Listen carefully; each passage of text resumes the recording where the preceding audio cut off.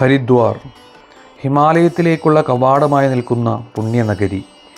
മോക്ഷദായിനിയായ ഗംഗയുടെ തീരത്ത് കാലമെത്ര കഴിഞ്ഞിട്ടും പവിത്ര സാംസ്കാരിക ധാരകളുടെ ശേഷിപ്പുകളുമായി നിലനിൽക്കുകയാണ് ഈ പൗരാണിക നഗരം.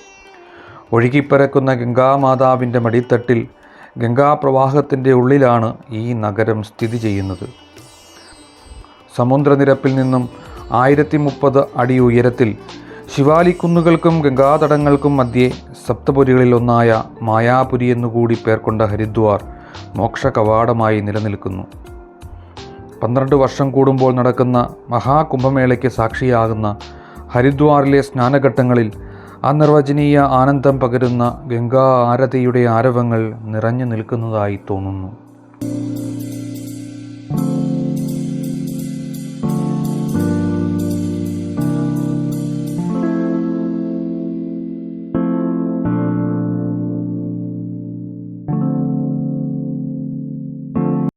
ശ്വേതകേതു മഹാരാജാവ് ബ്രഹ്മാവിനെ തപസ് ചെയ്ത് പ്രത്യക്ഷപ്പെടുത്തിയത് ഹരിദ്വാറിൽ വെച്ചാണെന്നാണ് ഐതിഹ്യം. ദക്ഷ പ്രജാപതിയുടെ ആസ്ഥാനമായിരുന്നതും ഹരിദ്വാർ തന്നെ. ദക്ഷനെ നിഗ്രഹിച്ച് താണ്ഡവമാടിയ പരമശിവനെ ഭക്തജനങ്ങൾ സ്തുതിഗീതം കൊണ്ട് ശാന്തമാക്കിയതും ഈ പുണ്യഭൂമിയിൽ വെച്ചാണ്. മഹാദേവൻ അനുഗ്രഹാശിസ്സുകൾ ചൊരിഞ്ഞതുകൊണ്ട് ശിവപുരി എന്നും ഈ നഗരിക്ക് നാമധേയമുണ്ടായത്രേ. കപില മഹർഷിയുടെ ആശ്രമസ്ഥാനമായതിനാൽ കപിലസ്ഥാനമെന്നും ഗാന്ധർവമെന്നുമെല്ലാം ഹരിദ്വാർ അറിയപ്പെട്ടിരുന്നു.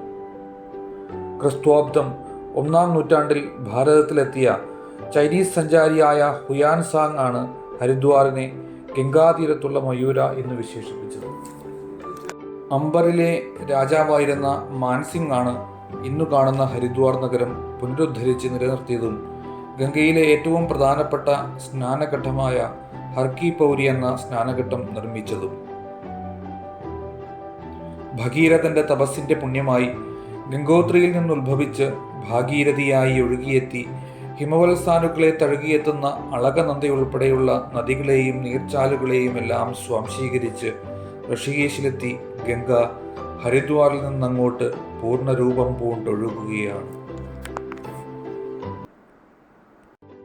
ഹരിദ്വാറിൽ തന്നെ 7 പിരിഞ്ഞൊഴുകുന്നതുകൊണ്ട് സപ്തസരോവരമെന്നും ഇവിടെ ഗംഗ അറിയപ്പെടുന്നുണ്ട്. ഗംഗാമാതാവായി ഗംഗാദേവിയായി പുണ്യതീർത്ഥമായി നിറയുന്ന ദേവനദി തന്നെയാണ് ഹരിദ്വാറിലെ മുഖ്യ ആകർഷണം.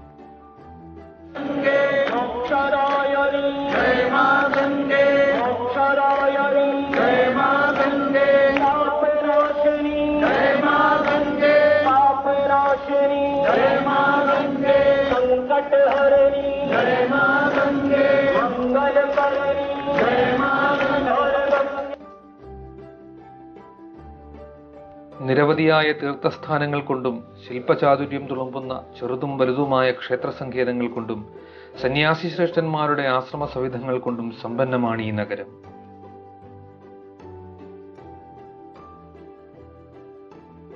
ഗംഗയുടെ തീരത്ത് ഇരുകരകളിലുമായുള്ള പർവ്വതങ്ങളുടെ മുകളിൽ സ്ഥിതി ചെയ്യുകയാണ് മൻസാദേവി ക്ഷേത്രവും ചണ്ഡീദേവി ക്ഷേത്രവും. ഹരിദ്വാറിലെ ഏറ്റവും ഉയരം കൂടിയ പർവ്വതമായ ശിവാലിക്കുന്നിന്റെ മുകളിൽ സ്ഥിതി ചെയ്യുന്ന മൻസാദേവി ക്ഷേത്രം ഏറെ പ്രസിദ്ധമാണ്.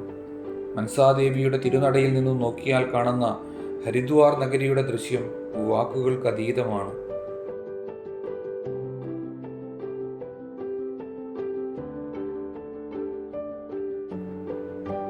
മറുകരയിൽ ചണ്ഡി ഹിൽസിന് മുകളിൽ ചണ്ഡീദേവി ക്ഷേത്രം സ്ഥിതി ചെയ്യുന്നു. പടവുകൾ വഴിയും റോപ്പ് വേ വഴിയും തീർത്ഥാടകർക്ക് ഈ ക്ഷേത്രങ്ങളിലേക്ക് എത്തിച്ചേരുവാൻ കഴിയും.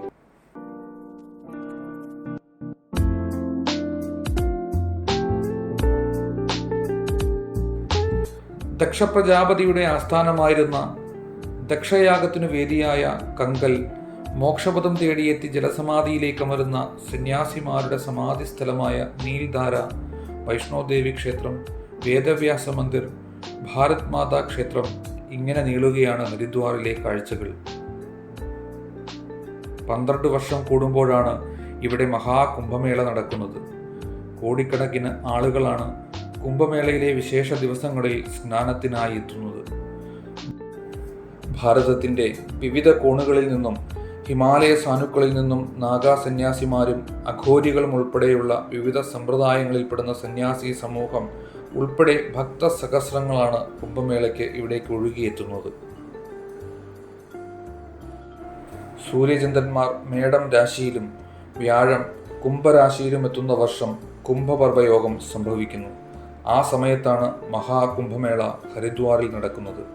അത്തരത്തിലൊരു മഹാകുംഭമേളയ്ക്ക് ഹരിദ്വാർ ഇപ്പോൾ വേദിയായിക്കൊണ്ടിരിക്കുകയാണ്.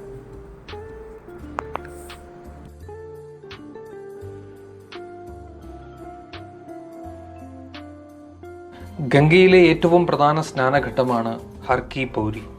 ഹർ കി പൗരിയിൽ എല്ലാ ദിവസവും സായം സന്ധ്യയിൽ നടക്കുന്ന ഗംഗാ ആരതി ഇവിടേക്ക് എത്തുന്ന ഏതൊരാളിൻ്റെയും മനസ്സിൽ മായാത്ത അനുഭൂതികൾ പകർന്നു നൽകുന്നു.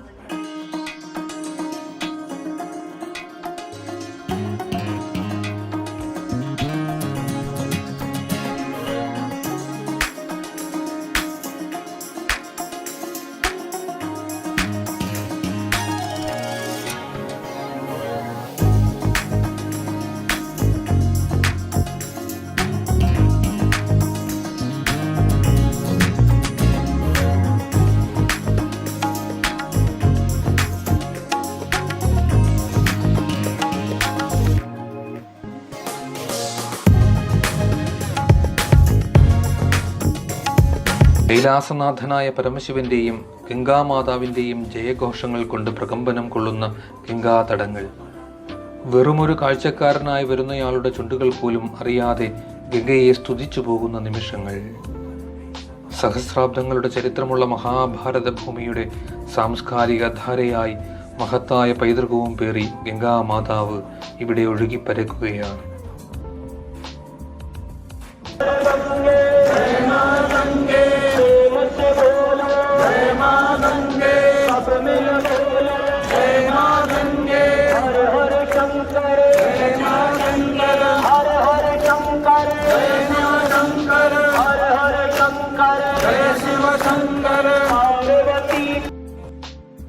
ദിവ്യമായ സൗന്ദര്യത്തിലേക്കും അനശ്വരമായ സത്യത്തിലേക്കുമുള്ള കവാടമാണ് വാസ്തവത്തിൽ ഇവിടെ തുറക്കുന്നത്. ശരിയാണ്, ഹരന്റെയും ഹരിയുടെയും സാന്നിധ്യമുള്ള ഹിമാലയത്തിന്റെ കവാടമായ ഹരിദ്വാറിന്റെ വിശേഷങ്ങൾ വാക്കുകൾക്കതീതമാണ്.